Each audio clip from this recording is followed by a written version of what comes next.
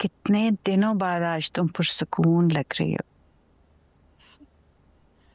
पता नहीं अम्मी, ये सुकून है या तूफान और सुकून के बीच का वक्फा, कुछ पता ही नहीं चल रहा। वैसे ये सब कैसे हुआ? तुम उस जंगल में कैसे फंस गई? अम्मी, बाबा ने तो खुदकुशी कर ली थी, उनकी जान तो निकल गई, लेकिन उनका कर्ज यहीं रह गया। और बदकिस्मती से उनकी इकलौती जायदाद मैं थी, तो बस उनके कर्ज का सूद बन गई।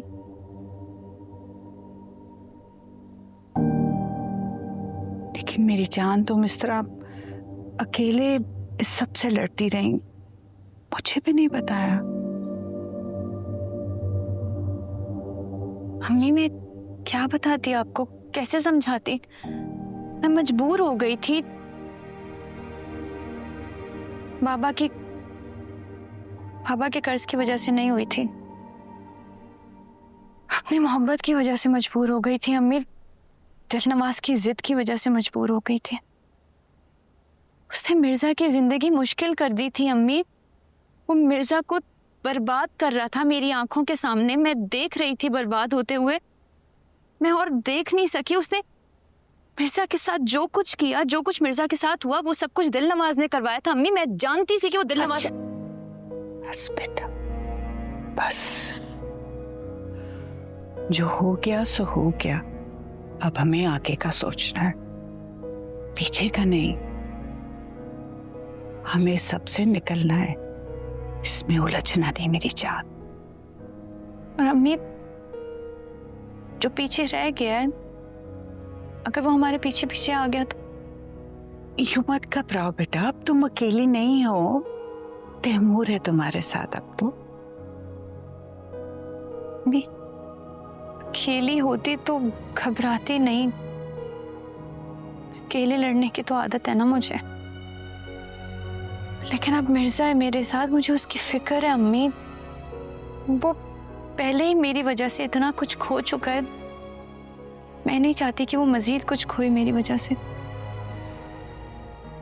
कुछ नहीं होगा, अल्लाह खैर करेगा।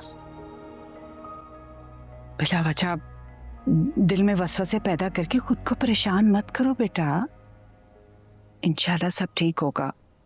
और फिर ऐसी भी कोई अंधेर नगरी नहीं है, ये कोई जंगल का कानून है कि जिसके जी में जो आए वो कर ले, यानी कुछ भी कर ले। मैं कुछ नहीं होने दूंगी अम्मी।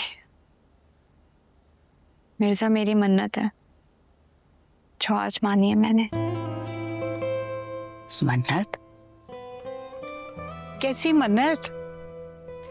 अम्मी, वो हम आज माई हीर के मज़ार पर गए थे ना, पता नहीं गए थे या पहुंच गए, खैर वहां पे बहुत सुकून था अम्मी, इत्मीनान था, एक तसल्ली थी। तो बस मैंने मन्नत मांग ली। तुम कब से मज़ारों पे जाके मन्नतें मांगने लगी?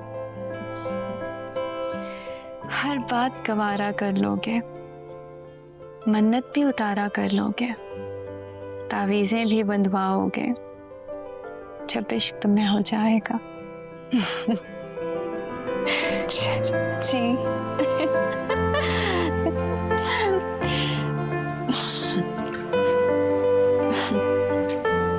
कहीं पे कोई हंसता है, कहीं पे कोई